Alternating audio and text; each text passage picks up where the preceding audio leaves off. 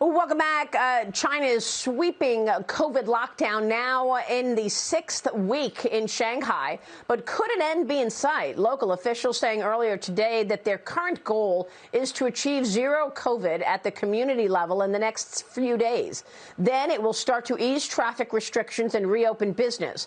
Meanwhile, Beijing streets were quiet this morning after authorities asked residents to work from home to stop the spread. Joining me right now is the Gatestone Institute senior fellow, author of the books, The Coming Collapse of China and the Great U.S.-China Tech War. Gordon Chang is here. Gordon, great to see you. Thanks very much for being here. You know, officials in Beijing are denying rumors of an upcoming Shanghai-style lockdown. They did so yesterday. What do you think about this COVID lockdown in Shanghai? Is it going to spread to Beijing? And should we be believing these local officials who say, well, we're going to see if we can achieve zero COVID, and then we'll start lightening things up and lessening these restrictions? Well, people in Beijing don't believe these stories because they had panic buying of food yesterday, which was the second round that they've done this. So obviously they do not believe, because they see what happened in Shanghai. You know, in Shanghai, we've seen for about 3 weeks officials talk about loosening restrictions, but they've only gotten tighter. So, yes, of course, anything is possible, Maria. Maybe they will loosen restrictions. But, you know, this is a movie that has been played before. Yeah, I'm agreeing with you. I'm not buying this at all. I don't think they're going to lift restrictions anytime soon because it's about power. But unfortunately, this power play is hitting the world. China's economic slowdown because of these COVID lockdowns being felt across the world as container ships are stalled near the port of Shanghai. Factories have been forced to shut down. And auto sales plunged almost 48% in the month of April compared to 2021. China is the largest automobile market in the world, Gordon, as you know. What's the economic impact for the United States of what's going on there? We are going to feel that all of these lockdowns and the container ports being shut down fairly soon. Containers for the Christmas season were arriving in the United States in January, February, March, which is the reason why we've got goods on our store shelves right now. But when those goods run out, we will see those supply chain disruptions really affect the United States. And, you know, we talk about inflation. Well, if you don't have that many goods, then inflation is going to be fueled by these Chinese actions, ultimately working their way through the system. We should be disengaging from the Chinese economy, as you pointed out, Maria. And that means that President Biden shouldn't be taking the tariffs off Chinese goods. He should be increasing them because we need to encourage our factories to move to this side of the Pacific, preferably into the United States itself.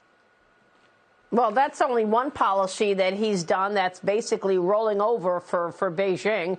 Well, I mean, does corporate America get it, Gordon? I mean, look, I've traveled to Hong Kong a lot over the years. It used to be a bustling city and was competing for the world's capital the way that New York, London, Moscow were. And now it's a completely changed city.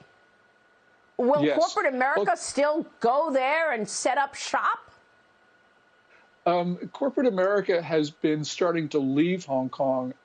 The surveys from AmCham, American Chamber of Commerce, show that there's real concern about Hong Kong. And by the way, there's AmCham surveys for China itself point to a very negative outlook on the part of the American business community. But nonetheless, you have the big box stores, especially Walmart, are defending their China supply chains.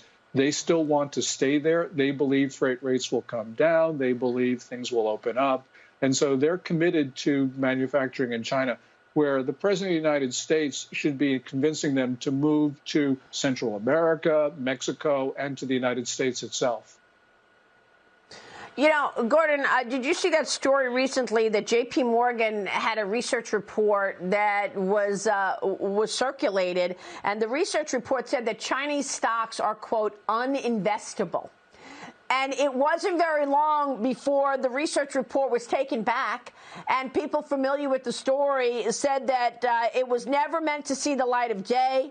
Bloomberg did a whole story about it, saying that it was removed from 28 reports planned by the technology analyst and it wasn't supposed to be published. I don't know if the Beijing overlords saw it, called J.P. Morgan and said, you can't say our companies are uninvestable. I cannot get my head around this, that we have our military men and women investing their retirement savings in the companies that may very well turn around and be the companies that overtake the United States as the #1 superpower.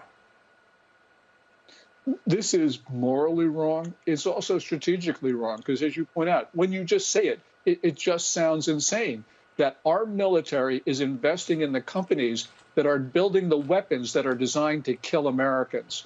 This is just, I mean, it's just indescribable. Yeah, it is. And we're going to watch that. And we're going to see if the Federal Thrift Fund opens this window for mutual funds to accept these Chinese stocks. Gordon, it's an ongoing story. I'll certainly keep a spotlight on it. It's great to see you this morning. Thank you, Gordon. Gordon Chang.